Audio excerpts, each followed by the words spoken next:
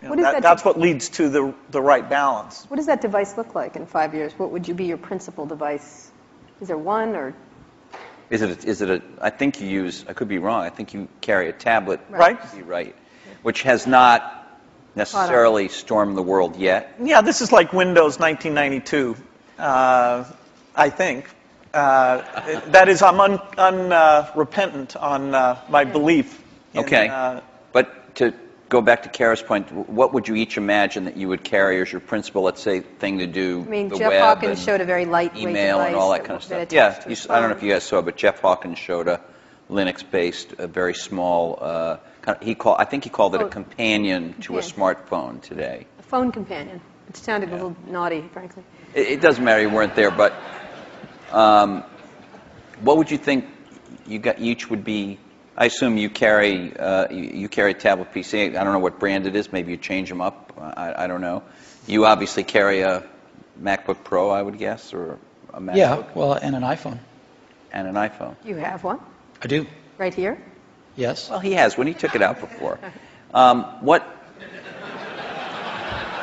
Really? Sorry. He flashed his iPhone earlier today. Anyway, go ahead. So what is your device? What's your device in 5 years that you rely on the most? I don't think you'll have one device. I think you'll have a full-screen device that you can carry around, and you'll do dramatically more reading off of that. Yeah, I mean, I believe in the tablet form factor. I think you'll have voice. I think you'll have ink. You'll have some way of having a hardware keyboard and some settings for that. And then you'll have the device that fits in your pocket, which the whole notion of how much function should you combine in there. You know, there's navigation computers, there's media, there's phone. Technology is letting us put more things in there, but then again, you really want to tune it so people know what they expect. So there's quite a bit of experimentation in that pocket-sized device. But I think those are natural form factors, and that we'll have the evolution of the portable machine and the evolution of the phone will both be extremely high volume, complementary. That is, if you own one, you're more likely to own the other. And then at home, you'd have a setup that they all plug into? Well, at home, you'll have your living room, which is your 10-foot experience, and that's connected up to the internet. And there you'll have gaming and entertainment. And there's a lot of experimentation in terms of what content looks like in that world. And then in your den, you'll have something a lot like you have at your desk at work. You know, the view is that every horizontal and vertical surface will have a projector, so you can put information. You know, your desk can be a surface that you can sit and manipulate things. Can I please have a room in my house that doesn't have a screen and a projector in it? You bet. Thanks. The bathroom. Well, that's the perfect place for it, actually. So what's your 5-year outlook at the devices you'll carry? You know, it's interesting. The PC has proved to be very resilient. Because as Bill said earlier, I mean, the death of the PC has been predicted every few years. And here, when you're saying PC, you mean personal computer in general, not just Windows PCs. I mean personal computer in general. Okay. And you know, there was the age of productivity, if you will, you know, the spreadsheets and word processors, and that kind of got the whole industry moving. And it kind of plateaued for a while, was getting a little stale, and then the internet came along, right?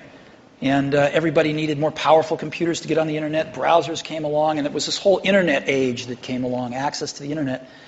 And then some number of years ago, you could start to see that the PC, that was taken for granted, things had kind of plateaued a little bit, and innovation-wise at least. And then I think this whole notion of the PC, we called it the digital hub, but you can call it anything you want, sort of the multimedia center of the house, started to take off with digital cameras and digital camcorders and sharing things over the internet and kind of needing a repository for all that stuff. And it was reborn again as sort of the hub of your digital life. And you can sort of see that there's something starting again. It's not clear exactly what it is, but it will be the PC maybe used a little more tightly coupled with some back-end internet services and some things like that. And of course, PCs are going mobile in an ever greater degree. So I think the PC is going to continue, this general purpose device is going to continue to be with us and morph with us, whether it's a tablet or a notebook or a big curved desktop that you have at your house or whatever it might be. So I think that'll be something that most people have, at least in this society. In others, maybe not, but certainly in this one.